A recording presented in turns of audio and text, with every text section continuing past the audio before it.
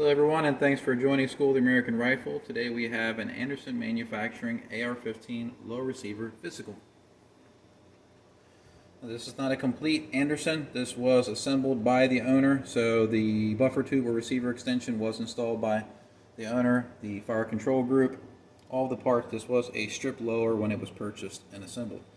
So you have to take the other components with a grain of salt because we can't show you or prove to you where they were sourced from. So if the components inside of this lower receiver have problems, you cannot base that or reflect that on Anderson Manufacturing. All right, so let's go ahead and get started. Real quick out of the gate, let's go ahead and test the safety or function of the fire control group. So what I'm going to do is put this hammer drop block in place. This allows me to test the safety and fire it without worrying about the hammer slapping into the bolt catch or the lower receiver. So I'm going to put it in the cock position, put it on safe, mash the trigger down, let it go, put it on fire, make sure the hammer doesn't drop. Now what I'm going to do is I'm going to fire it while I'm holding down the trigger, cock it, and I'm going to let the trigger go very, very slow and make sure that the hammer holds. The disconnect should release it, but it should not fall completely, and it didn't. Now I'm going to do the same thing, and I'm going to release it really fast. We're good. Now we're going to check trigger pull weight. So hammer's cocked. This is a mechanical trigger pull scale. This goes up to 25 pounds. Put this on.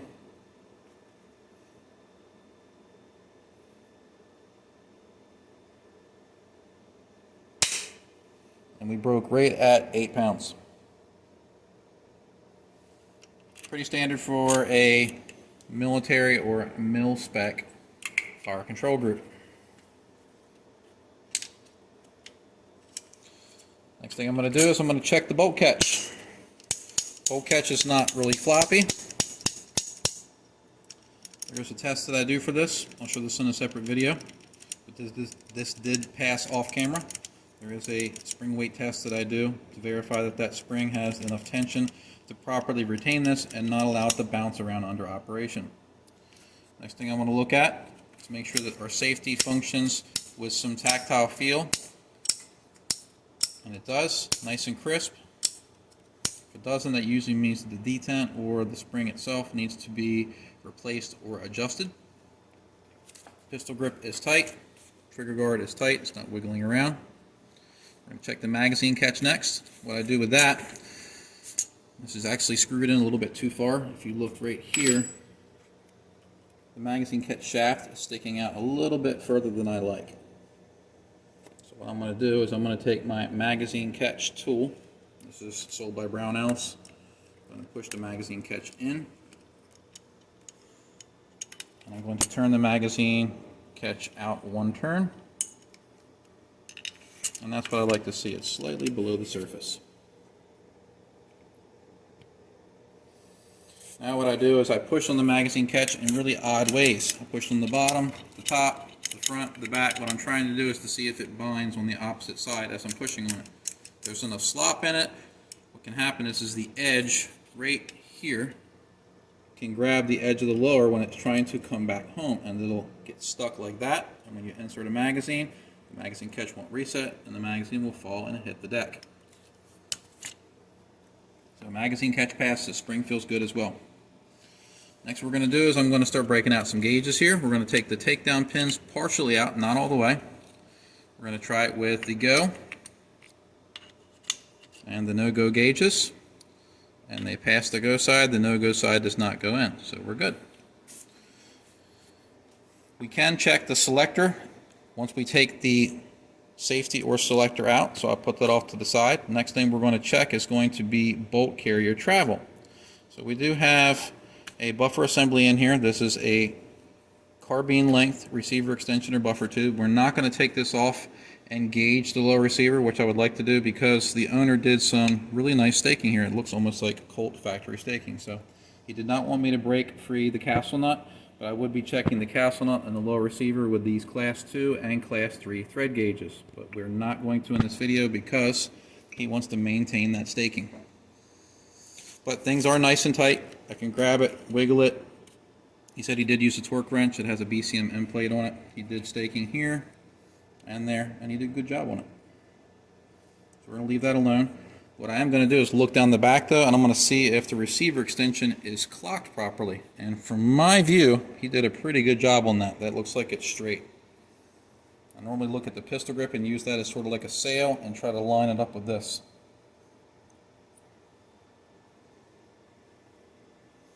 So we're good there.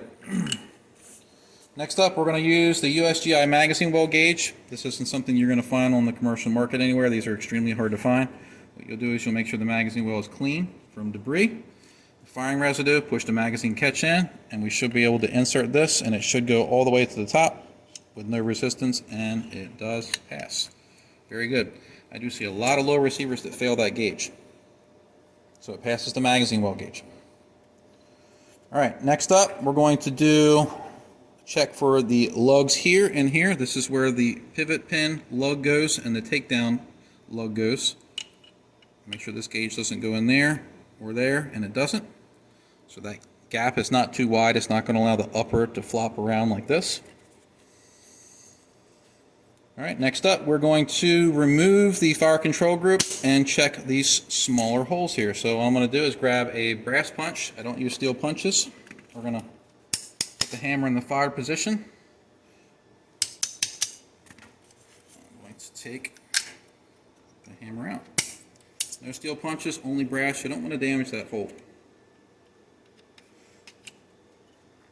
Push the trigger pin out, take the disconnect out, and the trigger comes out.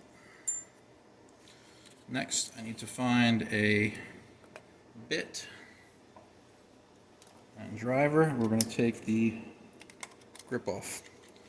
So we can take the selector or safety out and measure that hole.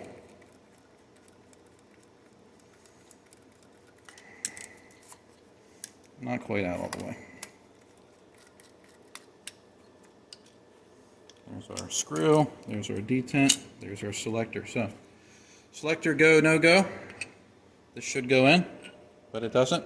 It's slightly undersized. And the no-go side should not go in. But, that being said, if the go side doesn't go in, is that really a big deal if your selector fits? No. Selector fits, it moves freely.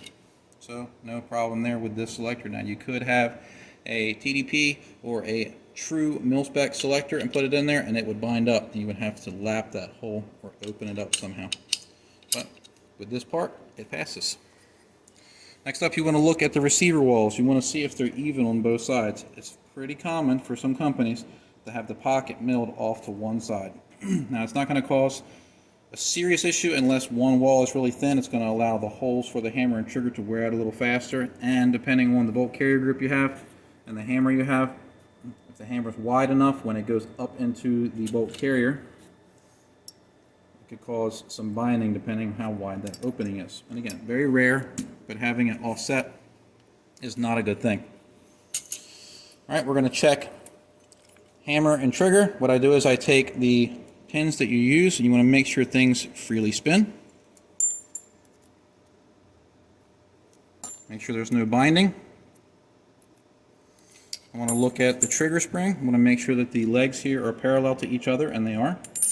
I want to look at the hammer spring, and this hammer spring does have a little bit of a bend to it like this, but that's not bad. What you don't want to see is the trigger spring to look like that. So this spring is good.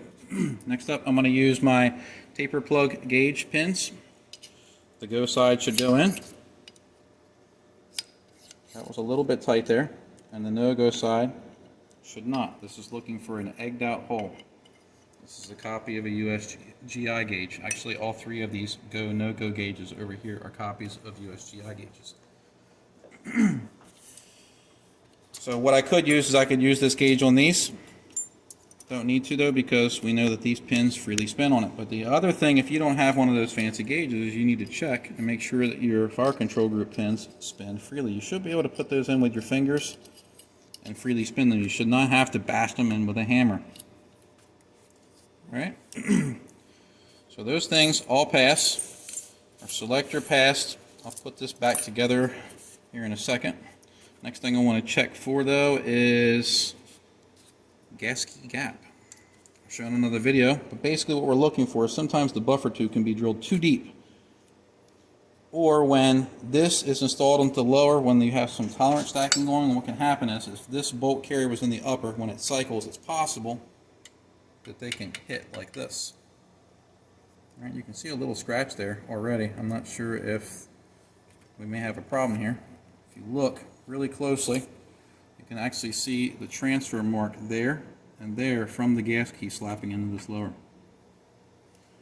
Now, this is my buffer and spring that I put in here, but without having the owner's bolt carrier group, let's see if we have contact or if it's close to it.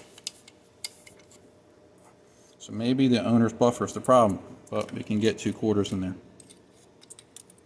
So maybe before he swapped the buffer tube, maybe it had another buffer tube at one point on here, and it made contact, but this one is good. You have a good gap here.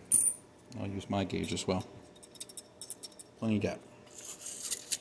You can actually see an impact mark there. It's very light. So it's possible at some point in this lower receiver's life it had a different buffer tube or receiver extension on there and it caused an impact. Not enough to cause permanent damage, but the bolt carrier for this particular gun should probably be inspected to make sure it didn't break the screws. So let's get this lower receiver back together. Get my slave pin.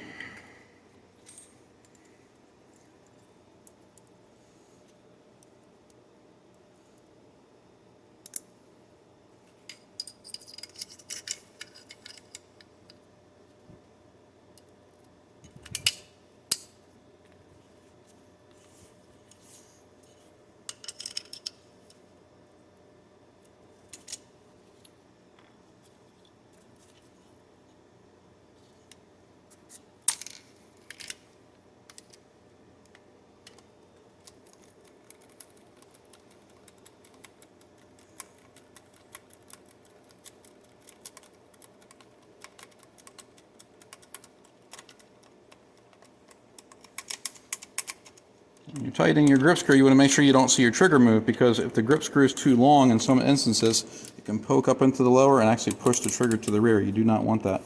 Let's put our hammer spring on. Make sure it's on properly. Make sure it has some bounce.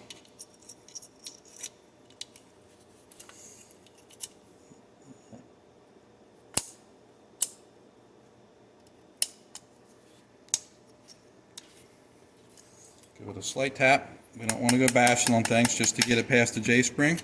Once we get it about there, we're going to look at the other side. Push, seat it.